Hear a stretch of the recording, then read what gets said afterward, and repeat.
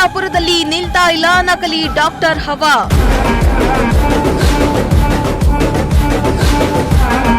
Compounder ಆಗಿದ್ದವನು ಈಗ doctor.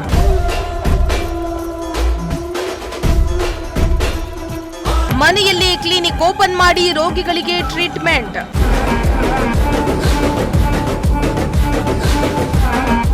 ದೊಡ್ಡಬಳ್ಳಾಪುರದಲ್ಲಿ ನಕಲಿ ಡಾಕ್ಟರ್ಗಳ ಹವಾ ಮಾತ್ರ ನಿಲ್ತಾ ಇಲ್ಲ. ಹೆಸರಿಗೆ ಮಾತ್ರ ವೈದ್ಯರು, ಆದ್ರೆ ಇವರು ನಿಜವಾದ ಡಾಕ್ಟರ್ಗಳು ಅಲ್ವೇ ಅಲ್ಲ. ಕಾಂಪೌಂಡರ್ ಆಗಿದವರು ಮನೆಯಲ್ಲಿಯೇ ಆಸ್ಪತ್ರೆ ಶುರು ಮಾಡಿ ಟ್ರೀಟ್ಮೆಂಟ್ ಕೂಡ ಕೊಡ್ತಿದ್ದಾರೆ. ನಕಲಿ ಡಾಕ್ಟರ್ ಹಾವಳಿ ಬಗ್ಗೆ ಪ್ರಜಾಶಕ್ತಿ ವರದಿ ಮಾಡಿದ್ರೂ ಕೂಡ ಇನ್ನು ಅಧಿಕಾರಿಗಳು ಮಾತ್ರ ಎಚ್ಚೆತ್ತುಕೊಂಡಂತೆ ಕಾಣ್ತಾ ಇಲ್ಲ. ಇದೀಗ ಮತ್ತೊಂದು ನಕಲಿ ಡಾಕ್ಟರ್ಗಳ ಬಣ್ಣವನ್ನ ನಿಮ್ಮ ಪ್ರಜಾಶಕ್ತಿ ಬಯಲು ಮಾಡ್ತಾ ಇದೆ. ಇನ್ನು ಡಾಕ್ಟರ್ ಆಗಲು ಲಕ್ಷಾಂತರ ರೂಪಾಯಿ ಖರ್ಚು ಮಾಡುವ ಅವಶ್ಯಕತೆ ಇಲ್ಲ ಸ್ವಾಮಿ. ಜಸ್ಟ್ ದೊಡ್ಡಬಳ್ಳಾಪುರಕ್ಕೆ ಬಂದ್ರೆ ಸಾಕು, ಡಾಕ್ಟರ್ ಆಗಬಹುದು ಎಂಬುದು ಸಾಬೀತಾಗ್ತಾ ಇದೆ.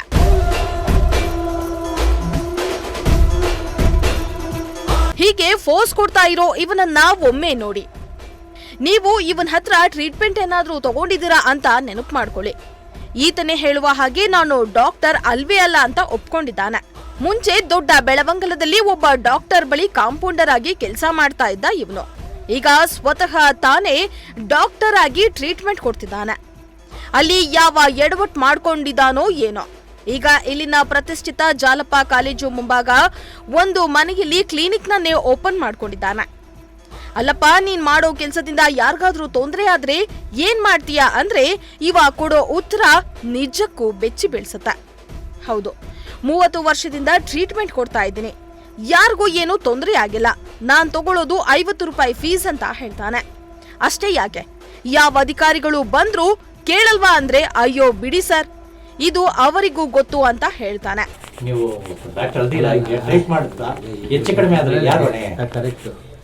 ಮಾಡೋದು ನೀವು ಹೇಳೋದ್ರಲ್ಲಿ ಕರೆಕ್ಟೇ. ನಾನು 86ರಿಂದ ಮಾಡ್ತಾ ಇದ್ದೆ. ಬೆಳವಂಗಲದಲ್ಲಿ ಮಾಡ್ತಿದ್ದೆ. ಅದೇ ಅಲ್ಲಿ ಇದೆ. ನಾನು ಜಗದೀಶ್ ಅಂತೇಳಿ ಕ್ವಾಲಿಫೈಡ್ ಅವರೇ ಇದ್ದರು. ಈಗ ಅಲ್ಲಿ ಬೇಡ ಅಂತೇಳಿ ಈಗ ನಾನೇನಿಲ್ಲ ಬೋರ್ಡ್ ಹಾಕೊಂಡಿಲ್ಲ. ಅಲ್ಲಲ್ಲ ಏನು ಮಾಡ್ತಾ ಇದ್ದೀರಾ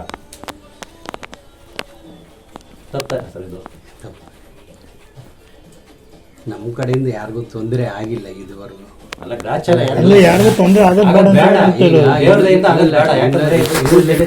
ಅಲ್ಲಲ್ಲ ಸರ್, 1 ವರ್ಷ ಅಷ್ಟೇ. ಮಗಳು ಬರ್ತಾಳೆ, ಮಗಳದ್ದು ಫೈನಲ್ ಇಯರ್.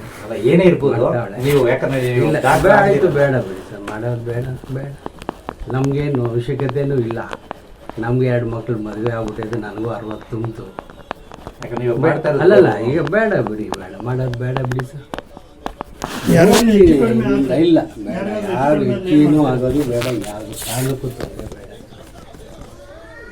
ಬೇಡ ಅಂದ್ರೆ ಏನ್ ಬೇಡ ಸರ್. ಅದೊಮ್ಮೆ ನೋಡಿದ್ದೀನಲ್ಲ ನಿಮ್ಮನ್ನ. ಕೇಳಿದ್ರಲ್ವಾ, ಇವನ ಮಾತನ್ನ ಒಮ್ಮೆ ಕೇಳಿದ್ರೆ ನಕಲಿ ಡಾಕ್ಟರ್ ಆಗಲು ಅಧಿಕಾರಿಗಳು ಕೂಡ ಶಾಮೀಲಾಗಿದ್ದಾರೆ ಅಂತ ಅನಿಸ್ತಾ ಇದೆ.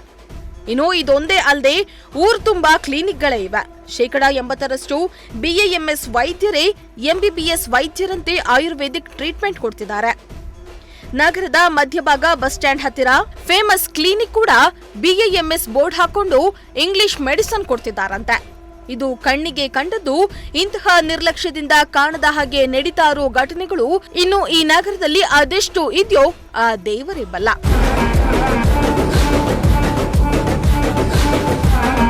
ಇನ್ನು ಕಳೆದ ಬಾರಿ ನಮ್ಮ ಪ್ರಜಾಶಕ್ತಿ ಮಾಡಿದ ಸ್ಟಿಂಗ್ ಆಪರೇಷನ್ ನಲ್ಲಿ ನಕಲಿ ಡಾಕ್ಟರ್ ಹವಾ ಬಗ್ಗೆ ತೋರಿಸಿದ್ರು ಕೂಡ ಯಾವ ಕ್ರಮ ಕೈಗೊಂಡಿರಲಿಲ್ಲ. ಹೆಸರಿಗಷ್ಟೇ ಒಂದು ಕ್ಲಿನಿಕ್ ಮುಚ್ಕೊಂಡು ಹೋಯ್ತು ಅಷ್ಟೇ.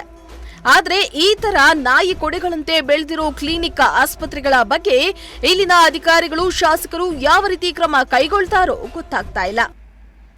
ಸಿದ್ದಲಿಂಗಸ್ವಾಮಿ, ಪ್ರಜಾಶಕ್ತಿ ಟಿವಿ, ದೊಡ್ಡಬಳ್ಳಾಪುರ.